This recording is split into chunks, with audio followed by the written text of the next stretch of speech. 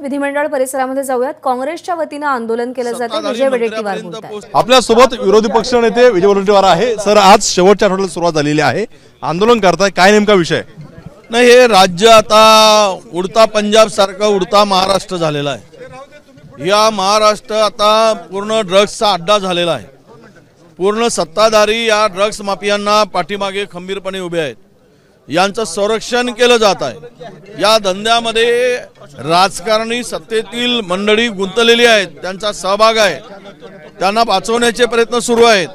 ललित पाटील हे एक त्याचं उदाहरण आहे। हा एक अत्यंत छोटा किडा आहे, छोटा किडा, फार काही मोठा नाही आहे हा।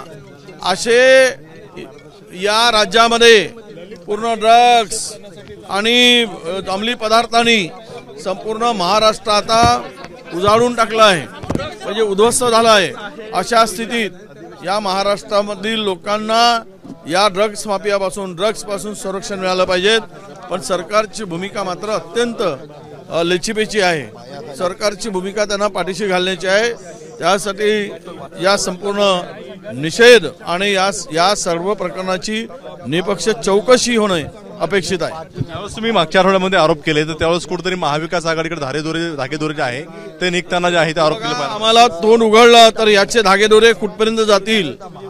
शेजारच्या राज्यापासून याच्या धागेदोऱ्याची सुरुवात आहे आणि त्या धागेदोऱ्याची सुरुवात शेजारच्या राज्यापासून सत्ताधारी मंत्र्यापर्यंत पोहोचते आहे। ते आरोपीच्या पिंजऱ्यात असताना दुसऱ्याकडे बोट दाखवून स्वतःचं पाप लपवू नये आणि स्वतःच्या पापावर पांघरून घालण्यासाठी दुसऱ्याकडे बोट दाखवण्याचा हा प्रकार आहे आणि त्यातून आरोपीला वाचवण्याचा प्रकार आहे।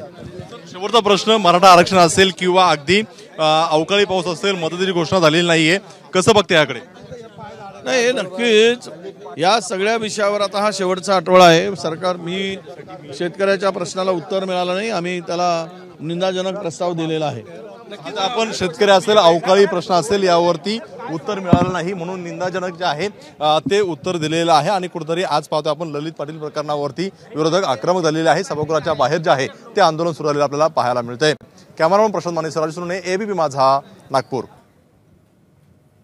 तर विधान भवनाच्या बाहेर विरोधकांनी आंदोलन केलेलं आहे। विविध मुद्द्यांच्या अनुषंगाने या संपूर्ण अधिवेशनादरम्यान सातत्याने विरोधक विधान भवनाच्या बाहेर आंदोलन करताना आपल्याला दिसून येत आहेत। हिवाळी अधिवेशनाच्या शेवटच्या आठवड्याचा आजचा पहिला दिवस आहे आणि विरोधी पक्षाच्या वतीने हे आंदोलन केलं जात आहे। एबीपी माझा, उघडा डोळे बघा नीट।